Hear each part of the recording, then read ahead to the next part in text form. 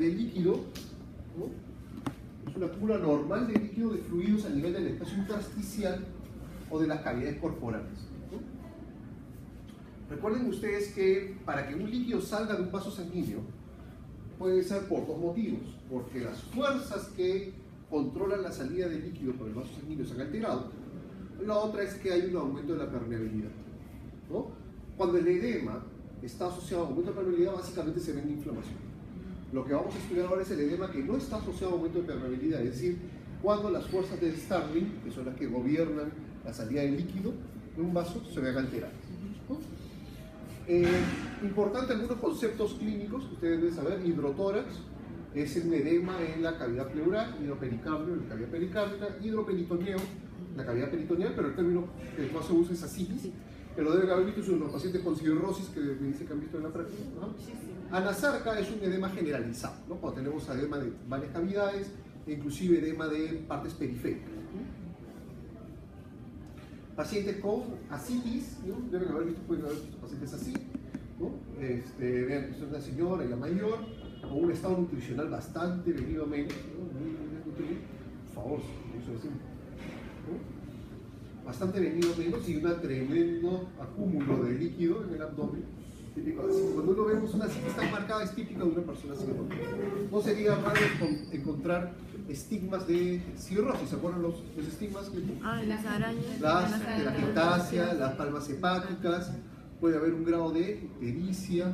Puede haber a nivel de las venas, ¿se acuerdan? La cabeza de medusa. La cabeza de medusa, etc. Pueden venir así, personas así, cuando te ven asitis con hemorragia digestiva. Cuando tiene hemorragia digestiva hay que pensar en varices esofágicas, ¿de acuerdo? Que pueden poner vida puede venir con encefalopatía inclusive, ¿no? Entonces, el problema de estos es ¿cuál es la base de esto? ¿Por qué se produce esta asitis? Hipertensión portal, muchas veces por cirrosis, ¿no? Los casos de cirrosis que han visto, ¿han podido saber la causa de la cirrosis? Porque las causas hay unas más frecuentes, ¿no? Es alcohol, consumo de virus, infecciones virales, en nuestro medio bastante alta. La otra es claro, el viral puede ser lo de medicamentos, algunos medicamentos producen cirrosis. ¿Ah? Probablemente sea virus porque no tenían hábitos nocivos. Ya, y a veces uno se infecta con el virus y está asintomático hasta que aparece la cirrosis. Hepatitis autoinmune también es otra causa. Y siempre va a haber un porcentaje que es alrededor del 10-15% en la cual la cirrosis no puede ser precisada. No se sabe cuál es la causa.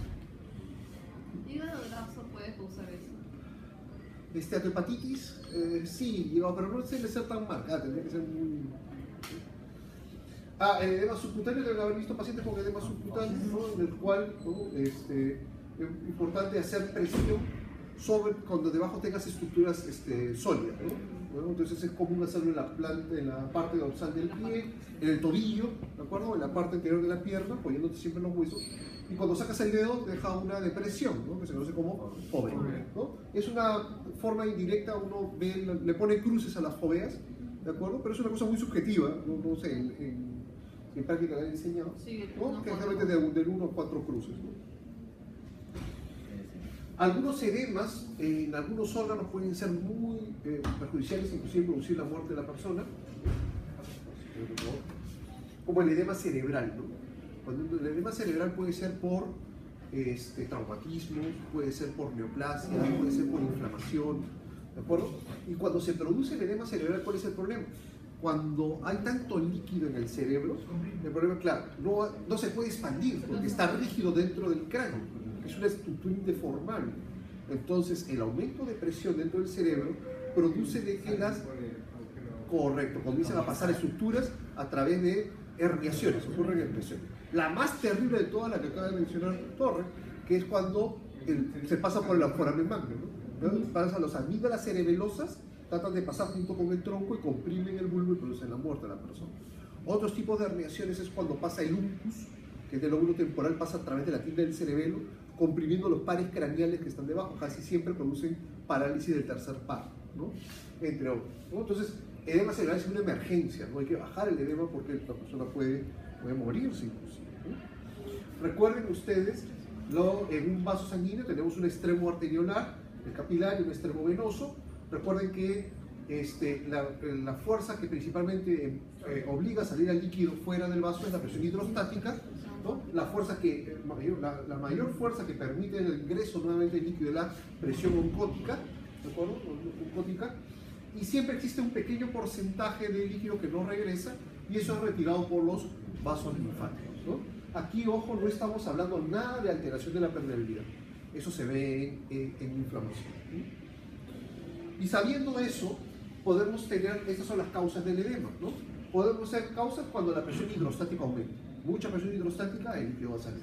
Podemos tener que la presión oncótica disminuya, no hay quien haga regresar el líquido al vaso sanguíneo. Podemos tener un exceso de sodio. Acuérdense ustedes que el sodio siempre va jalando con agua. Si tenemos demasiado sodio en el organismo, por algún motivo, va a jalar más agua y eso produce edema. Y el otro sea el bloqueo de los vasos linfáticos, que como hemos visto, regresan el exceso de líquido que se quedó en el intersticio, ¿no? Lo regresan a la circulación sanguínea. Si hay un bloqueo de estos linfáticos, así por tumores o otras causas, también tenemos otro tipo de edema. Y en todos ellos es un trasudado. ¿De acuerdo? Es un trasudado. ¿Ah? Sí, el líquido, muy pocas proteínas, muy pocas proteínas. No hay muy pocas células. Comparado con la inflamación, ¿te acuerdas? En aguda eran muchas proteínas, muchas células. ¿Sí? Muy bien. Entonces vamos a ver ejemplos de edema por estos 4 mecanismos, ¿no? El primer mecanismo, aumento de la presión hidrostática, casi siempre es por un problema venoso. Es decir, la sangre llega por la arteria, va al capilar, termina la vena y hay algo en la vena que no permite que la sangre siga avanzando, ¿de acuerdo? Y eso aumenta la presión hidrostática y produce edema, ¿no? Por ejemplo, el clásico, insuficiencia cardíaca congestiva, ¿no? El día de ayer hicieron justo la práctica de insuficiencia cardíaca congestiva, es un buen ejemplo de edema por aumento de presión hidrostática. Otros casos, pericarditis constrictiva, lo vamos a ver. Hipertensión portal por cirrosis, ¿no? Aquí también la vena porta, ¿no? Está toda la presión está aumentada debido a un problema en la arquitectura del hígado, ¿no? Y obstrucción por compresión venosa, como el síndrome de vena cava superior, con un tipo especial de edema que se llama el edema en esclavina, que vamos a ver la foto para que lo entiendan. Más raro es por la dilatación arteriolar, ¿no? Por calor podría producir edema. Salud. Aquí tenemos una fotografía de un edema agudo de pulmón, una persona que tiene un problema cardíaco, ¿de acuerdo? Entonces, ¿qué pasa si el ventrículo izquierdo no pierde fuerza, no puede contraerse? Entonces, ustedes saben que con cada latido, el corazón expulsa una cantidad de sangre, ¿no? Pero aproximadamente en un adulto, ¿cuánto es? ¿Recuerdan el valor? Lo que estudiamos en FOSH 2. Normalmente, a ver, vamos a recordar el inicio. Normalmente la sangre pasa de la aurícula al ventrículo, ¿no es cierto? Y la aurícula comienza a dilatarse, ¿no?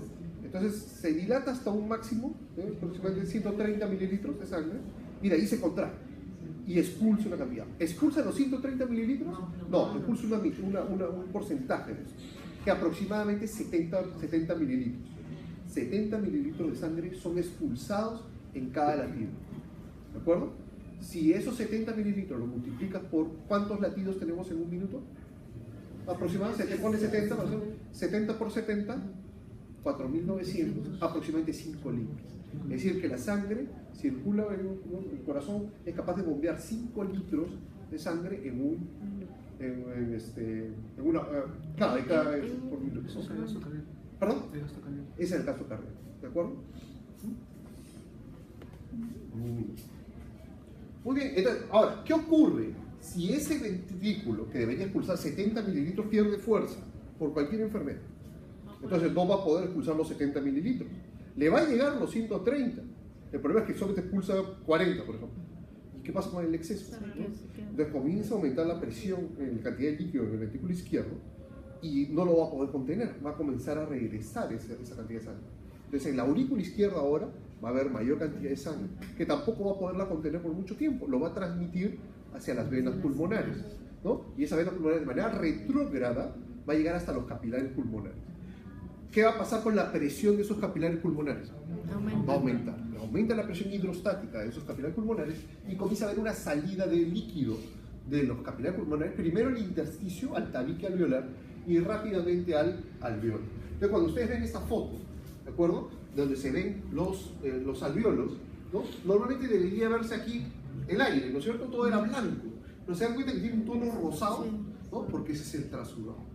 Es más, los capilares que están en los tabiques normalmente no se ven, ¿no? Pero no se ven tan llenos de glóbulos rojos, porque están todos congestionados. ¿De acuerdo? Ese es el principio del edema agudo del pulmón. ¿Cuál sería la solución? Tendríamos que atacar a varios niveles, ¿no es cierto? Vamos a tener que atacar a varios niveles. ¿Por qué? ¿Cuál es la consecuencia de tener un edema agudo del pulmón? No puedes respirar. Claro, hay un problema en la difusión de oxígeno con CO2, no hay forma de hacer intercambio gaseoso. Entonces, primero de fondo tenemos que solucionar el problema cardíaco, que es el que encadenó todo. Después, restringirle los líquidos, ¿no? Porque tiene un exceso ahí ¿no? Bajar. Tercero, hay que darle más terapia con oxígeno, porque este paciente se va a morir asfixiado, ¿no? Y así, ¿no? Entonces ya cuando vean en emergencia un edema agudo del pulmón, no se va a olvidar. ¿Hay una manera de extraerle con punción? No, de pulmón imposible. No, lo haces con medicamentos, lo haces orinar más, nada más, ¿no? Le restringes los líquidos y le comienzas a hacer con diuréticos para forzar la diuresis. Para el pericarditis, sí podía pensar. El pericarditis, ya. Ahora, estamos viendo un tipo especial de pericarditis, que es la constrictiva. En esta pericarditis constrictiva lo que ocurre es que, ustedes saben que tenemos el corazón y tenemos el saco pericardio, ¿no? El pericardio hepático. Hay enfermedades en las cuales este pericardio se comienza a hacer muy grueso, muy grueso, se comienza a hacer así, llega como vosotros, ¿no? Parece... Se hace fibroso. Sí, se fibrosa, ¿de acuerdo? ¿Y cuál es el problema? Que ese pericardio todo fibroso comienza a envolver al corazón. Es como si el corazón fuera como si tuviera un corsé. Lo está completamente rodeado, está rodeado por el pericardio. Entonces, ¿qué pasa? Ustedes saben, normalmente el pericardio no participa mucho o no alteraría mucho la función de contracción.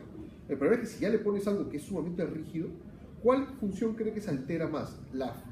¿El sístole o la diástole del corazón? La diástole. La diástole, porque a la hora que quiere expandirse no va a poder porque tiene el corsé ahí. Entonces, ¿qué va a pasar con las presiones dentro del corazón? Aumenta, ¿no? Pero no hay forma, va a aumentar la sangre, no la va a poder expulsar y haces un edema generalizado por una pericarditis constrictiva.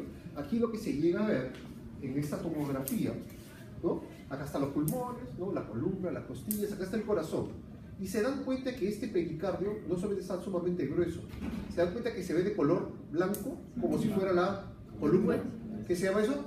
Calcificación, está calcificado, ¿no? Es una pericarditis constrictiva y calcificada, ¿no? Y imagínate, es una cosa totalmente rígida, entonces no lo va a poder expandir. ¿Y qué pasa en ese caso? Lo que hay que hacer es entrar y retirar el pericardio, hacer lo que se llama una ventana pericárdica. Entra el cirujano cardiovascular y retira parte de ese bloque de pericardio, lo retira.